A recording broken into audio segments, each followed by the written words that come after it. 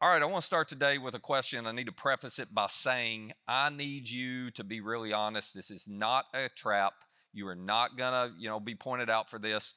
You are not gonna be made the villain. All right. So I just need you to be honest. I want to know how many of you would say you are highly competitive people. Let me see your hands. Yeah, shocking. Almost, it's almost everybody. It's funny how that works in our church. Yeah, me too. Okay, next question. Next question. This is a little harder to be honest about. How many of you have ever gotten into an argument with someone over a board game or a card game? Oh, look at all of us. Yeah, we're wonderful people to play games with. That's awesome. Any of you ever gotten confused and thought spoons was a contact sport? You want to admit that? Oh, yeah. Lou's all in on that. Absolutely. I wouldn't mess with Lou when I was playing spoons. So she'll win every time. Yeah, that's true. And here's the thing. There are a few of you who are not competitive people. I think you're all competitive in some way. But for those of you who don't have a high competitive spirit, you think we're crazy and we need to go into counseling when you see us in these settings. And I'm just telling you, you're wrong. I will argue till the day I die that a competitive spirit is a God-given gift. It really is. It's amazing. It's amazing. Except when it shows up in one specific area. Okay, there is one area that when you let your competitive spirit get past the boundaries and past the guardrails and kind of run wild, it's pretty harmful. It's pretty toxic. So we're going to talk about it for the next 4 weeks. The series is called Gaming Relationships. Gaming Relationships. We're going to talk about the games we play that tend to undermine all the relationships that we say are important to us. Because we tend to bring our competitive spirit to relationships, but it's not a competitive spirit that is directed in the right way. So over the next 4 weeks, this isn't like just a marriage series or family series. We're talking about any relationship you have. Doesn't matter where it is or what it looks like. There are some games that we can play that can hurt them, but there are also some games you can play in those relationships that will help them. And so what I'm going to try to do is invite you and encourage you to take your competitive spirit and play the right game in relationships to make them better. Now, here is the foundation, the fundamental idea behind this entire series. It's simply this, that relationally speaking, a game that requires a loser is a game nobody wins. Now, just to be clear, this is not true in any other area of life. When I'm playing basketball, I want you to lose because I'm winning, okay? It's not true in any other area. But when it comes to relationships, a game that requires a loser is a game that nobody actually wins. I'm going to illustrate this for you, and I think the best way to illustrate it is to think about relationships at home, okay, or family relationships. Because when you think about those relationships, some of you, I know what you're thinking. You're like, no, Matt, you are wrong. I have played some games in those relationships. I've had some arguments. We have had some fights, and I won. It was very clear I won. Like, I got what I wanted, and they backed down or they did this. So I don't think this is entirely true. There was a winner in that, and it was me. And I totally understand that. I would just simply ask you if we were having coffee or whatever. My follow-up question would be, what exactly did you win? Or in that argument, what trophy did you walk away with? Did you get to make victory laps around the kitchen island? Would it feel that good? I mean, did they hug you and high-five you and say, can we do best 2 out of 3 there? They were not happy.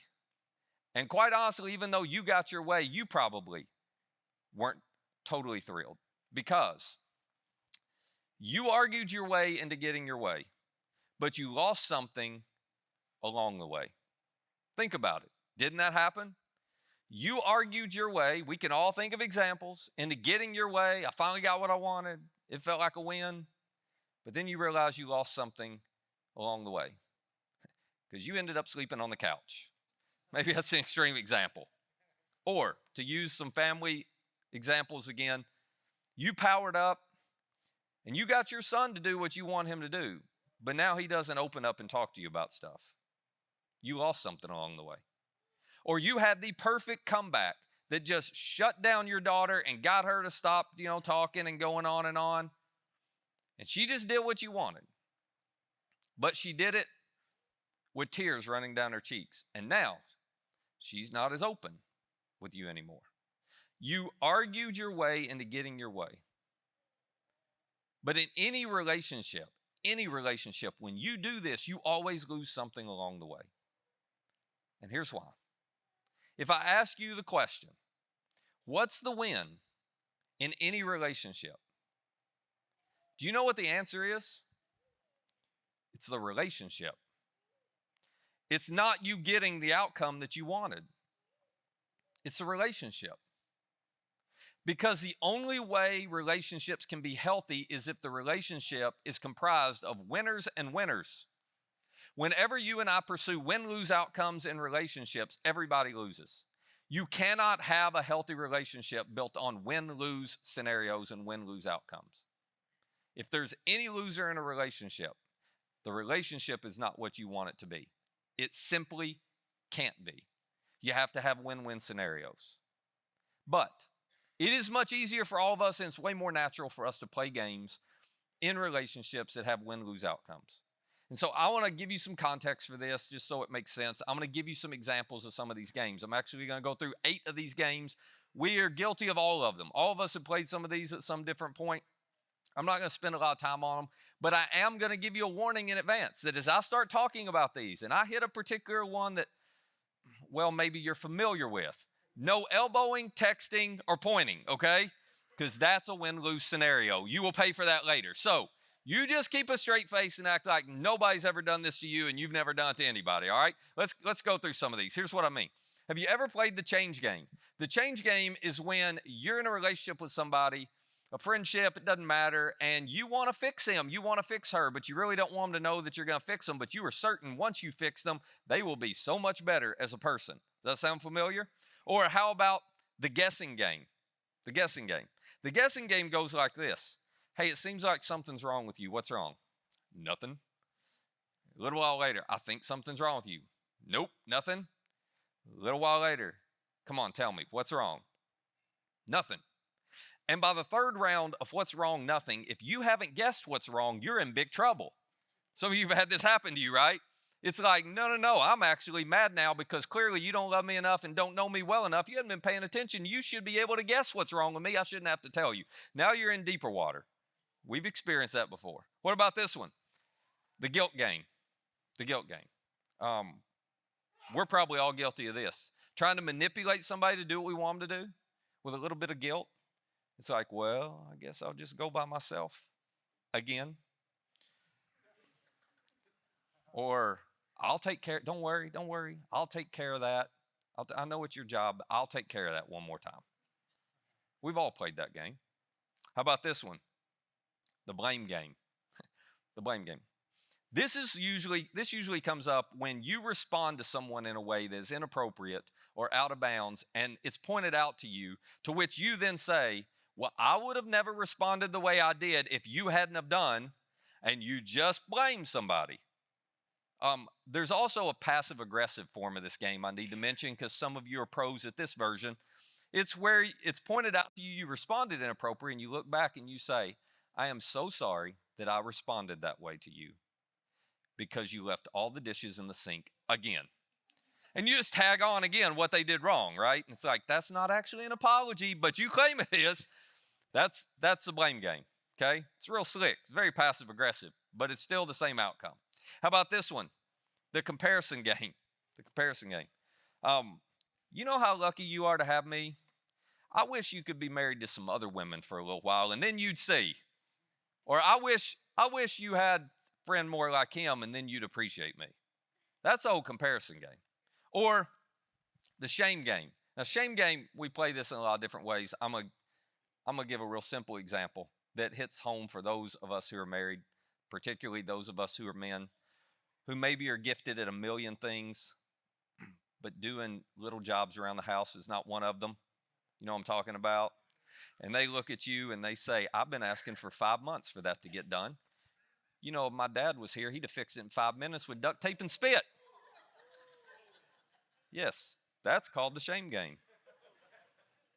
Clearly, nobody's ever done that. All right, next one. Family of origin game. This happens in families. This also happens in family businesses. If you work in a family business, you have seen this, where somebody says, you know what, you're reminding me a whole lot of your dad right now. And that is not a compliment, you know? Or, you sounded just like your mom just then. That's a win-lose outcome every single time, isn't it? One more. How about the motive assignment game? This is one of my favorites. So, and some of you are guilty of this, and you don't want to let us know you're guilty of it, but you are. The mold assignment game is when somebody's wanting you to do something, a friend, a teammate, somebody in the family, whatever. They've been wanting you to do something, and you're like, I want to be supportive. I want to be loving. I want them to know I care. And so you jump in and you do it. To which they look back at you and you expect them to say, thank you so much. That meant so much to me. And instead they say, I know you only did that because you were trying to prove a point. And you're like, well, yeah, I was trying to tell you I cared. No, you didn't do it. You just did it because you felt like you had to. You ever dealt with somebody like that? It's like a no-win situation, isn't it? You're like, I just tried my best, but they apparently can read my mind and see my heart, So it's always assuming the worst motive for somebody. Every one of these create win-lose outcomes. And if we were talking in a vacuum, like it wasn't related to your situation, it wasn't related to any emotion around your situation, and I was describing these games, you'd be like, oh yeah, that'll wreck a relationship. Oop, that won't be helpful. We would all see it, but we're all guilty of playing it. So I don't want you to be less competitive in your relationships. Here's what I want you to do. I want you to steer or direct your competition, your competitive spirit. I want you to steer it into a different kind of game. So over the next 4 weeks, we're going to talk about 4 different games you can play in relationships that actually lead to win-win outcomes instead of win-lose outcomes. That'll actually help you get the kind of relationship you want in all of those situations you and I deal with and we think about and we navigate week after week. And I'm going to warn you that the one we're going to talk about today, the first one, is we're talking about because it's foundational and it's fundamental to all the other games, but it's also the worst one, all right? I'm just telling you up front. So it's going to get better after this. That's the point. Come back next week. It won't be quite as hard to deal with, but this one's really hard to deal with. It's what I call the honor game. Now, the reason I say the honor game is so hard is because to win the honor game, you have to lose. Yeah, let me say that again, because that doesn't sound fun, does it? To win the honor game, you have to lose. But here's the other part of this game. If everybody playing the game chooses to lose, everybody wins. So it makes for an interesting dynamic. I want to explain it to you this way. This is a game, when we talk about this in a minute, this is a game that's going to be somewhat familiar to you because you have seen it modeled. You have seen people live this out at different moments, and you've thought, that's amazing. But what you can't understand, and neither can I, is that Jesus introduced this game into a world where no one played this way. No one approached relationships this way. And because of it, when Jesus showed up and started talking about it, it didn't make sense to anybody. Like, oh, you want me to lose like that? And you're telling me if I lose like that, I'm going to win? Who was going to buy that? And we know it was hard to understand because when the Apostle Paul came along later, and he's writing letters to all these different groups of Christians in different places around that known world, around the Mediterranean Rim, he talks about this and highlights this over and over and over again because they're all scratching their heads like, you want me to do what? You want us to treat one another like how? It was such a new foreign concept to all of them, but it's incredibly, incredibly powerful. So here's how Paul explained it to a group of Christians that were in the city of Rome. He simply put it this way. He said, I want you to be devoted to one another in love, and I want you to, here it is, honor one another above yourselves. Honor one another above yourselves, which causes you to go, wait a minute. Not equal to myself? No, above yourself. I want you to serve them above yourself. I want you to elevate them above yourself. I want you to honor them above yourself. To which for all of us competitive people, we're like, well, I don't even want to play this game because I don't think anybody else is playing it. So it's too easy to win. Like, who else is going to be doing this? Nobody's going to do it back to me. This is what they were thinking. In another letter that Paul wrote to Christians in the city of Philippi, he gave a little more color to this. He gave a little more description to it. Here's how he put it with them. He said, do nothing out of selfish ambition or vain conceit. Can we just delete that game rule out of the game entirely? I mean, if this is all that we had talked about today, this causes us all to go, I don't know that I want to do that. I'm not even sure I can do that. Nothing. I mean, I got a lot of selfish ambition. Nothing out of selfish ambition. I don't even know how to do that. He goes on. He says this, rather in humility, value others above, there it is again, above yourselves, not looking to your own interest, but each of you to the interest of the others. I'm supposed to think about what you want and need more than what I want and need. That is so unnatural and foreign. He says, yeah, he goes on to write, in your relationships, not some of them, all of them, not the ones that are easy or simple to do, and the ones you and I are thinking about right now where we're like, there is no way I'm going to put them before me because they're just, in all of them, he says, have the same mindset or attitude as Christ Jesus. Now, let me just pause right here before I go any further. I don't have a lot of time to talk about this, but here's what I know. You already know how to do this. You know how to put the interests of somebody else before yourself. You know how to honor somebody before yourself. And the reason I know that is because there has been a point in your life where you have been around someone that to you felt like they are more important or they are more famous than I am. And what did you do in that moment?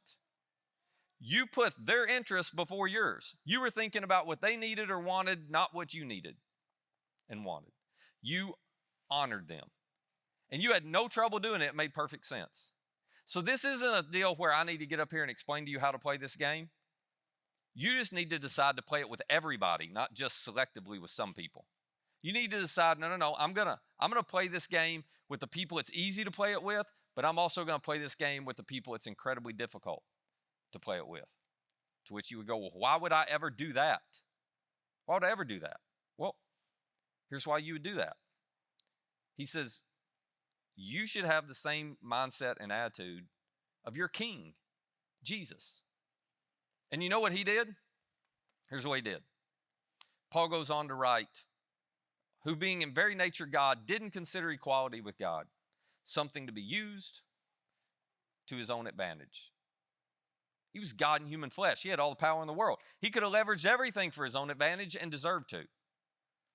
We have all this selfish ambition. When you get a little bit of an opportunity, what do? Your natural instinct's mine. How can I leverage this for my own advantage? Jesus showed up and said, I've got it all, and I'm not going to leverage any of it for my own advantage. Rather, Paul says, he made himself nothing by taking the very nature of a servant. Imagine having all the power in the universe and saying, nope, I think the way I'm going to use that is I'm going to serve those people. He didn't come to be served. He came to serve and to ultimately sacrifice and give his life away on our behalf. Can you imagine how you would react if you saw a king, a current king, you pick whichever one you want, King Charles in England. If you saw a current king who did this, who decided to serve, who decided to, not like for a photo op, I mean like every day, I'm going to embrace the duties of a servant. I'm going to do exactly what a servant would do for these people. We'd be blown away by that. Well, take that, multiply it by 1,000,000, and you get God in human flesh who's going, oh, I've got it all, and everything should be about me, but I'm not going to make any of it about me. I'm going to put their interests before mine. That's what Jesus did. And if you're not a Jesus follower, you need to know, if you decide to become a Jesus follower, that's what you're invited into. That is the standard.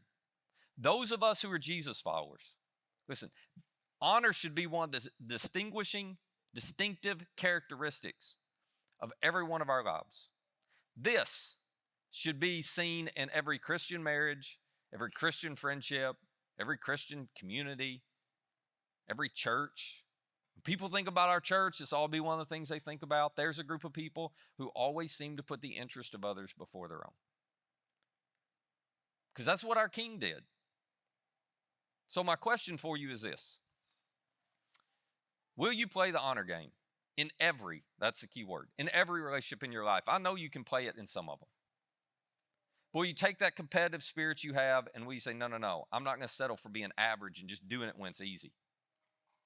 I'm going to figure out how to put the interests and needs of that person I don't like, of that person who's difficult, of that person who I think is going to take advantage of me when I do this. I'm going to put their needs and interests in front of my own anyway. I'm going to do it at work. I'm going to do it at home. I'm going to do it in the classroom. I'm going to do it with my teammates. I'm going to do it on social media. I'm going to do it in my community. Will you do that? Why? Because what excuse do us Jesus followers have not to? When our King did it and set the example and said, "Now I just want you to do what I have done for you." Now, I know what you're thinking. I'm no different. Like, we begin to think of some relationships where we're like, I'm just not interested in doing that with them. But let me remind you, the gap between you and that person that just feels too big to cross is nothing compared to the gap between Jesus and us. And he crossed that gap to serve us. So I think we can cross the gap to serve the difficult people we don't want to serve, to honor people who maybe don't even deserve it. Doesn't matter. We didn't deserve it either. Jesus still honored us. And it just might be the breakthrough that some of your relationships have been looking for. Because the win in any relationship is not getting the outcome you want. You cannot play a game with a win-lose outcome and expect to have a better relationship. The win is the relationship. So you have to choose to play a game where you lose so they can win. And the beauty of this honor game is, if they will do the same, if we will all do the same, well, when we all choose to honor somebody before ourselves and lose, everybody ends up winning. And what an improvement to our families and our workplaces and our community and our schools and our teams that would make. Let me pray for us. Father, it's really hard to do. A lot easier to talk about because we think of people right now that we're like, I don't know that I want to do that. I think they'll take advantage of me. I think that'll cost me. And that is possible. But we have to trust you enough because you modeled it for us. That when we lose, we always win if we're trusting you. So help us this week. We're going to get an opportunity. We might get an opportunity in the next hour. Help us to choose honor over these win-lose games. And when we get it wrong, thanks for your grace, which is big enough to cover it. Help us to get right back up to try again. Most of all, we're grateful that you've given us your Spirit to give us the power and strength to do this because we can't do it on our own. It's in your name we pray. Amen.